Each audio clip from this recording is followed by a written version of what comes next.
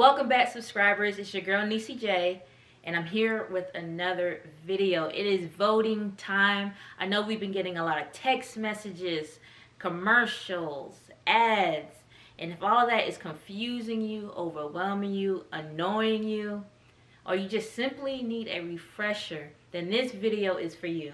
Now, when it comes to voting, the first thing you should do is contact your county's election office. If you don't know where that is, what that is, go to Google or your favorite search engine. Type in your county and elections office. I live in Bay County, so I would type in Bay County Elections Office. Now that search will pull up your county's elections office. And that's where you go to find out where and how to vote, what's on your ballot, and the deadlines. Some counties even provide pamphlets and booklets with all that information for you. If your county is not that well organized, then I suggest a couple of websites. Number one is vote411.org.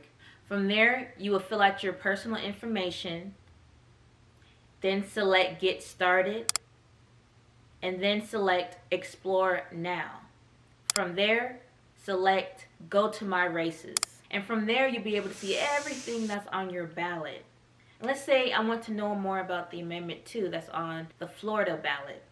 I select it, and then I hit the plus sign next to Brief Summary. And then boom, I'm informed. Another handy website that I came across was BallotReadycom. That also provided information and explained what and who was on my ballot. And if you're still overwhelmed, please contact one of your community leaders or someone that you know that is well informed that can walk you through your ballot. Now here's some important dates that you should already know by now, but I'll go ahead and reiterate them for you. October 6th was a deadline to register. If you haven't registered by now, you've already missed that train. I'm sorry. October 19th through November 1st, you have the opportunity to vote in person early before election day on the 3rd.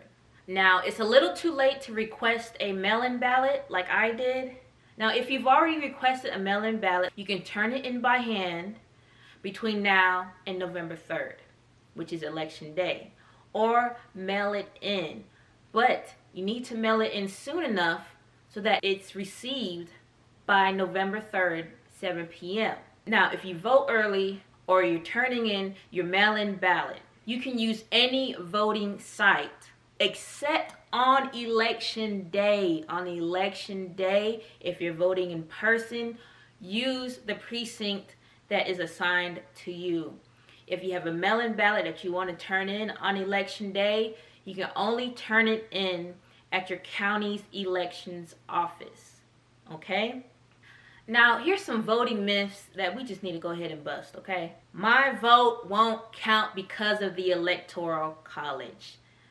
Now, first, let me explain what the Electoral College is. Now, the Electoral College specifies how many electors each state is entitled to have. Since 1964, there have been 538 electors in each presidential election. That's 435 representatives, 100 senators, and 3 electors from the District of Columbia. So, a president needs 270 to win. Let me explain why voting is so important. In 1789, voting was restricted to property-owning white men, and they only made up 6% of the population.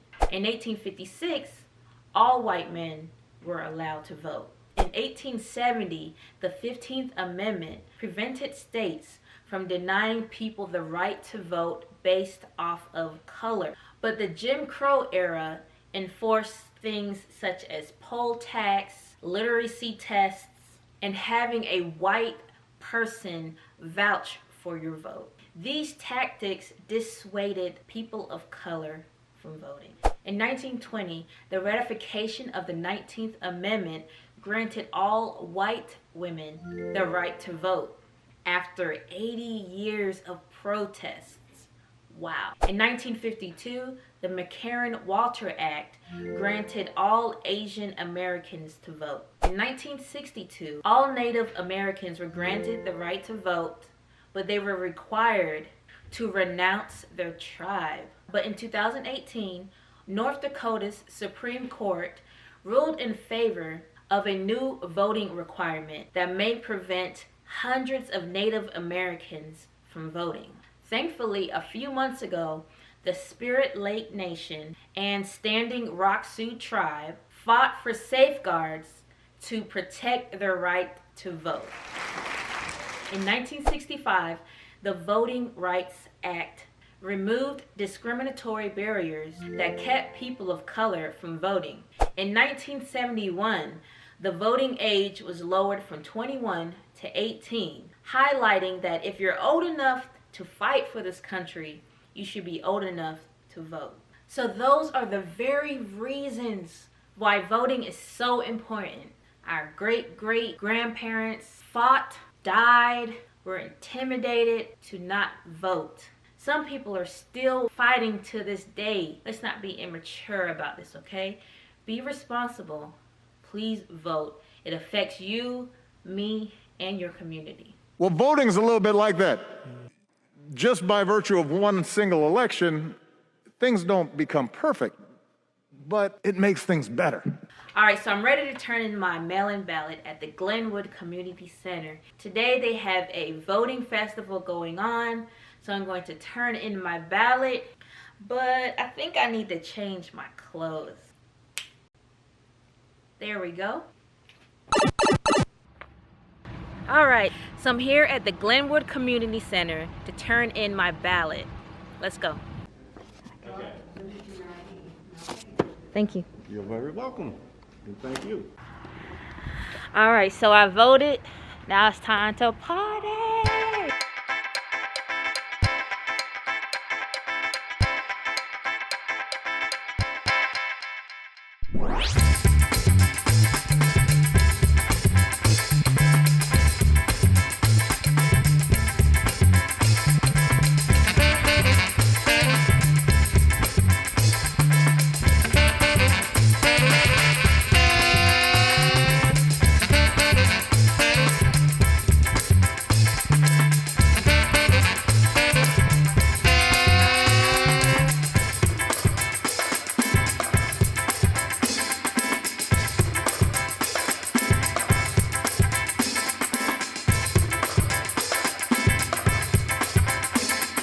The vote didn't matter.